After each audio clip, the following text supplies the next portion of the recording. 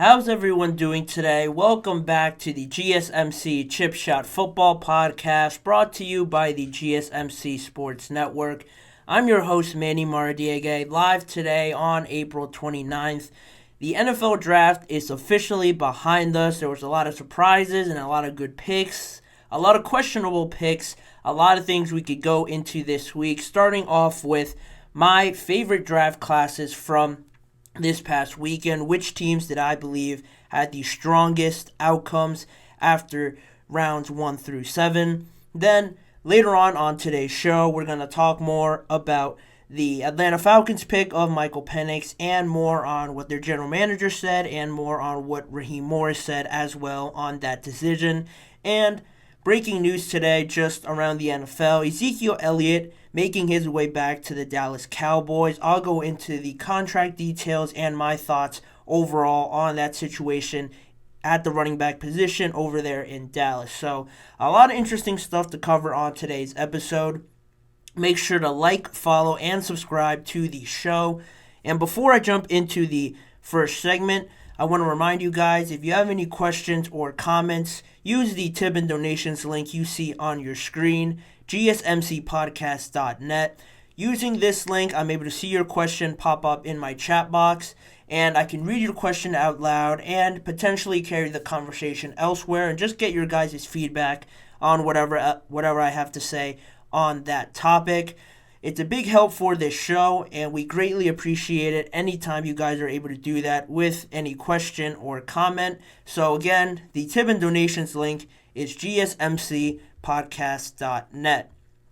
And that being said, I can go into my best draft classes from this past weekend, starting off, as you can see, with the Pittsburgh Steelers.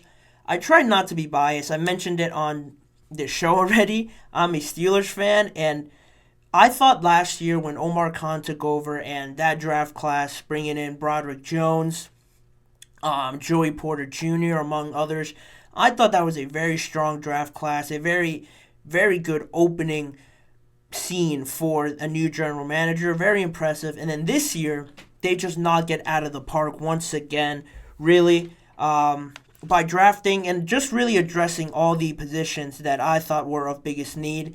That's really the overachieving goal and main thing I want to take away from the draft. How I evaluate a good draft is by teams going in and addressing the positions that they need and leaving the NFL draft having answered more questions that then still remain. You know, you don't want to come away from the draft still thinking, oh, we need this, this, and this, and almost feeling like you didn't address anything. I think the Steelers hit it on the head right away, like you see there on your screen, drafting tackle Troy Fautanu, center Zach Frazier, and Roman Wilson and Peyton Wilson among the most notable picks that I really thought were steals really overall, especially Roman Wilson and Peyton Wilson. Roman Wilson, coming from a very established program, very successful in college, had a very solid year as well. 12 touchdowns, ran a 4.3 40 at the NFL Combine. You saw at the Senior Bowl, if you were following, any activity there from the teams, that Mike Tomlin especially was very engaged with Roman Wilson, watching him from very close on all his drills and stuff like that. They were very close in that. And it just always seemed like there was that connection there. They ended up taking him in the 3rd round. And I thought the way it all fell, the board, I thought there was no way Roman Wilson was going to be there. He was. The Steelers took no time in choosing him, and now he ends up there in Pittsburgh. But really the 2 first picks, addressing the left tackle and center, was massive for the Steelers because they've had struggles with the offensive line, protecting their quarterbacks and establishing a run game.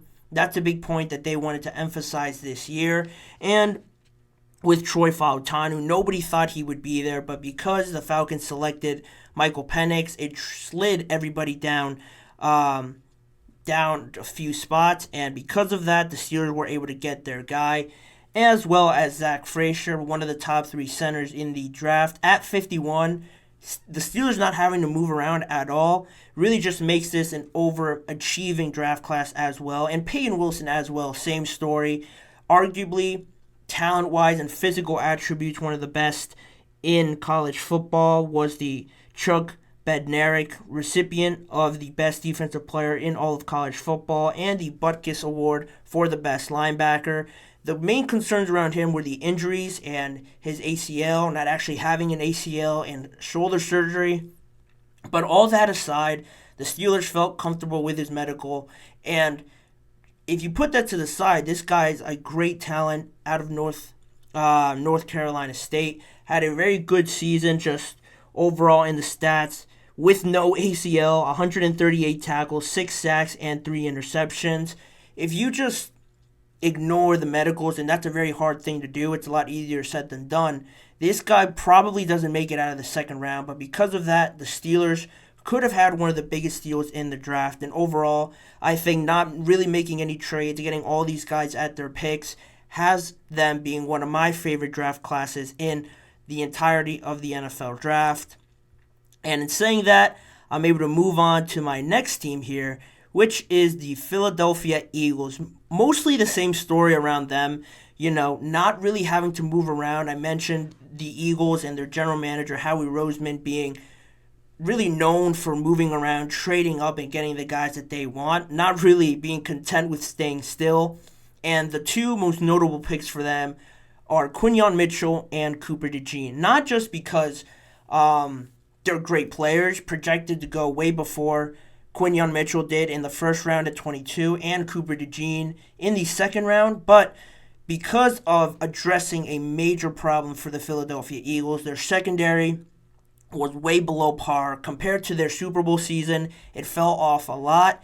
It ticked off a lot of fans. A lot of people weren't content with how James Bradbury in specific played really down that stretch there to end the year, capping it off with being benched in the Tampa Bay game. Really left a bad taste in a lot of people's mouths. So what do the Eagles do? What does Howie Roseman do? They go out in the draft, and there was talks about moving up with the Broncos and just trading up in general to grab Quinyon Mitchell. That was their top prospect on their board.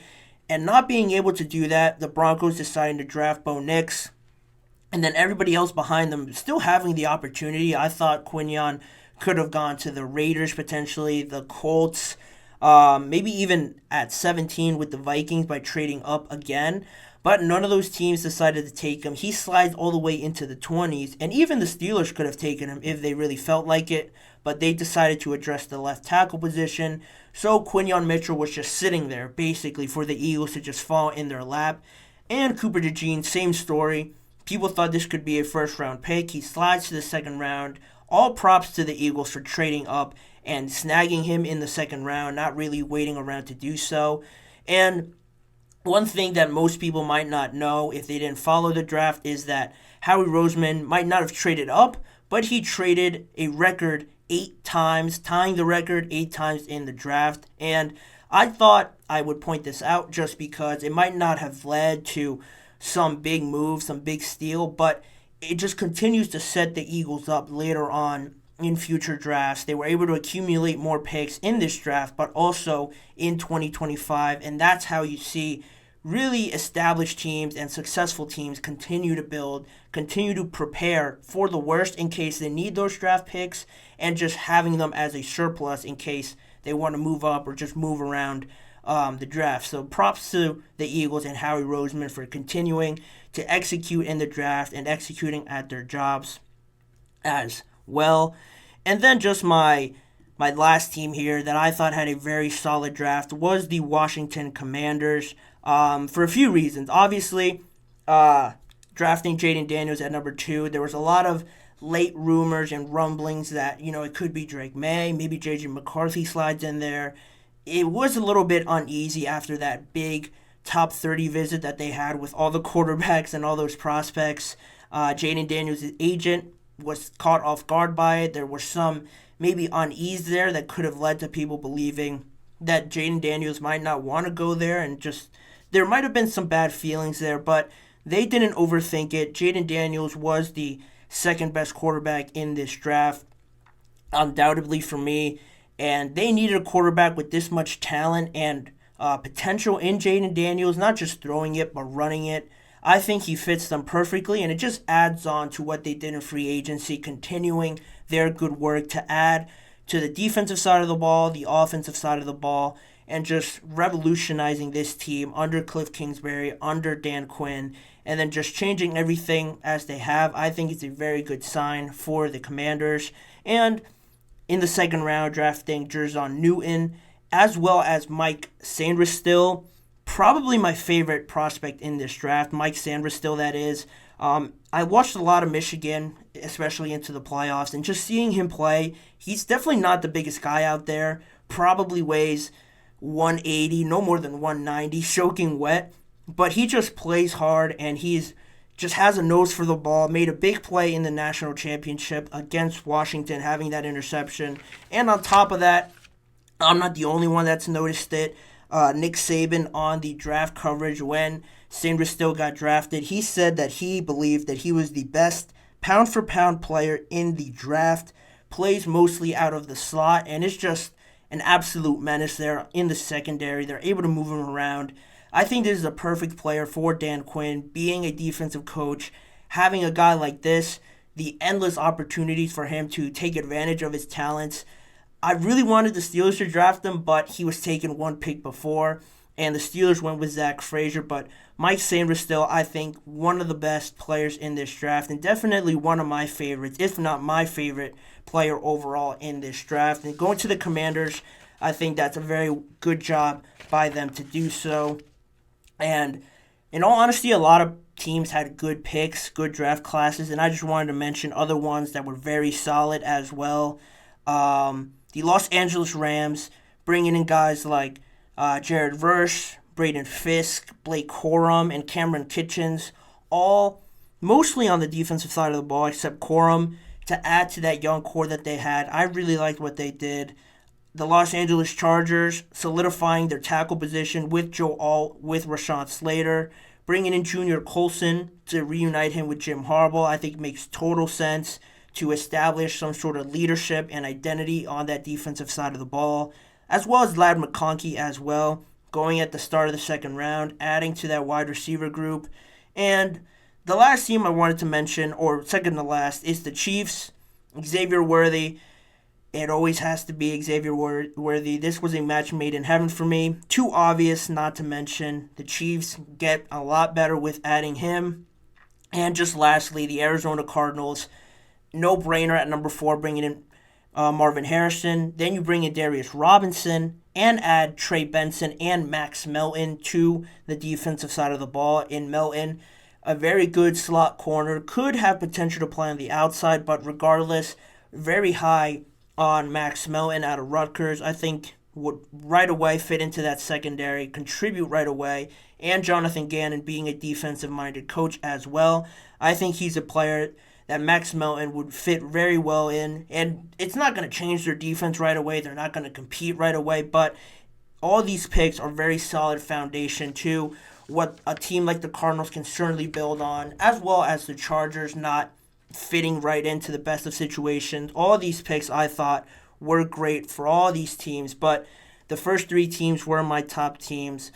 A lot of teams had very solid picks. This was a very talented draft class, and in saying that, a lot of teams got it right, but some teams might have gotten it wrong, and we're going to talk about that later in the show. But for now, we're going to go into a quick break, and on the other side, we're actually going to talk about the 49ers and some trade rumors that started circling around the league during the draft and leading up to the draft, after the first round, and them selecting a wide receiver, how that sparked trade rumors around Deebo Samuel and even more around Brandon Ayuk. So stick around and find out what was said and what went into all those trade talks. We'll be right back after this first break. You're listening to the GSMC Chip Shot Football Podcast.